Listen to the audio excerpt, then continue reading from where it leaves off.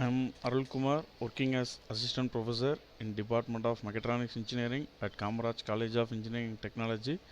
In this session, we are going to see about automatic multiprocess control station.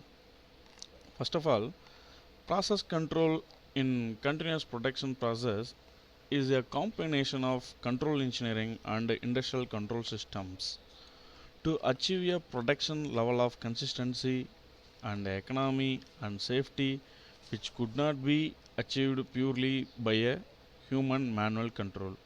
It is implemented widely in industries such as oil, refining and paper and chemical industries and power generating plants.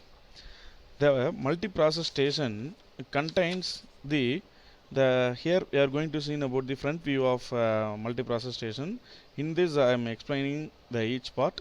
The first one is this is the overhead tank, and the second one is the control valve which it will be operated by a pneumatic signal.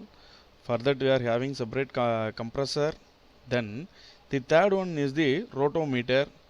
The rotometer is a variable it operation is based on the variable area principle, where the fluid flow rises a float in a tapered tube, that is the increasing the area for passage of the fluid.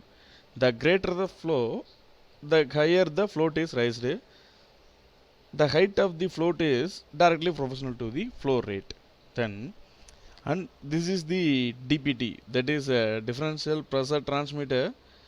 The pressure sensor converts mechanical pressure into professional electrical signal.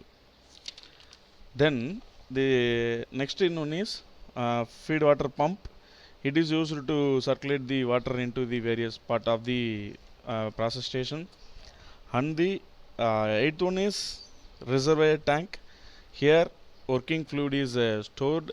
Here in this case the working fluid is the water, and it is a water pressure gauge. It indicates the pressure level of the process tank, and it is a pressure transmitter, piezoelectric based pressure transmitter. Then process tank. This glass tube is called as process tank. Then it is a orifice plate. Then it is a I to V converter, that is current to pressure converter. Then it is a air regulator. It is used to adjust the pressure of the air, and here it is attached with the air pressure gauge. Okay. Consider pressure control.